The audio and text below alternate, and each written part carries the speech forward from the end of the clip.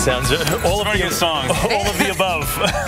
Yes. All this week, we've been doing things we've always wanted to do, and this morning, Jeff tells us about an idea of his that has been brewing for years. Yeah, it has indeed. Chris, I love my job. You guys love your job as well, but I think my brothers might have me beat here. My brother Rich is a biologist who finds lizards, spends a lot of time in places like the Caribbean and Australia.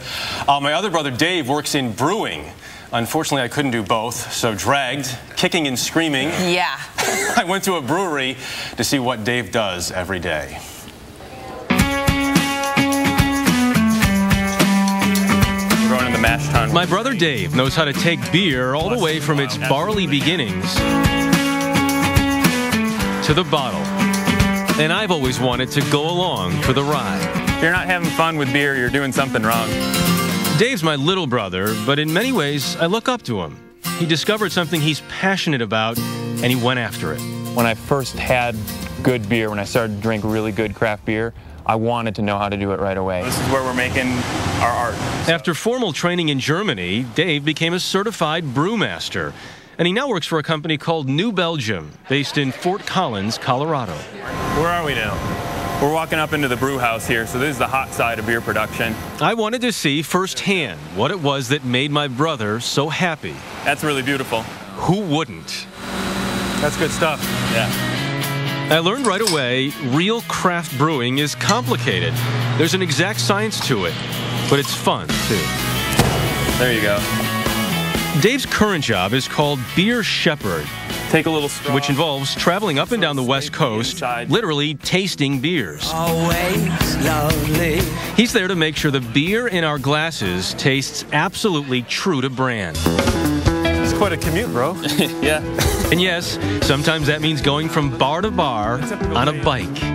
When you can ride a bike and, you know, have a couple beers along the way, really just sampling and smelling beers, it's not a bad job. There's not too much to complain about. Stop number one.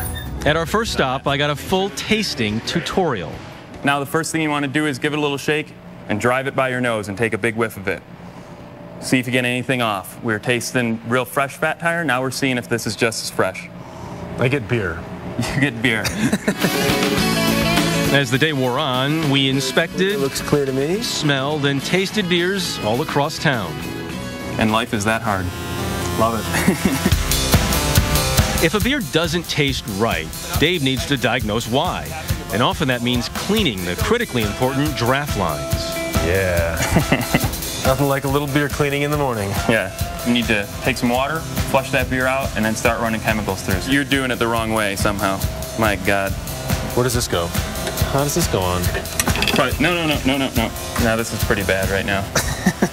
Even minor jobs for me seem to cause major issues. You line them up and then push down a little bit. Oh! That's a rookie mistake. He gave me an intentional shower. Well, 15 years worth of veggies and I owe you something. Later, back at New Belgium, after drying off, I tried a real taste panel with Lauren Salazar, a world-renowned sensory evaluator. You're going to smell it and taste it? She taught me to identify actual flavors. It's circus peanuts.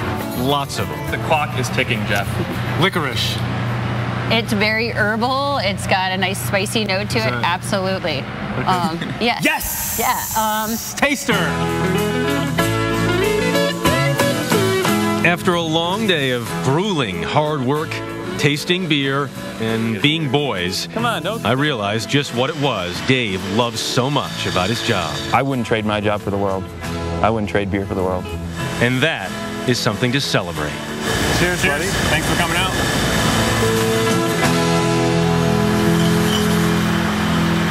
That was a rough weekend for you, wasn't it? Really, Dave was worried about when this piece was going to air. He said, Dave, it's going to look like I just drink beer all the time. I'm like, well, isn't that what you do? Yeah. No, it is a very serious, and it was very impressive to see the amount of work that goes into making sure that what's in these glasses is exactly what you expect. Because you don't think of that with beer, you think of it with wine. Those Well, I was notes going to and- ask, did your brother study chemistry or Yeah. science? Oh, yeah. Absolutely. I mean, there's a science to it. There's a biology to it. Absolutely.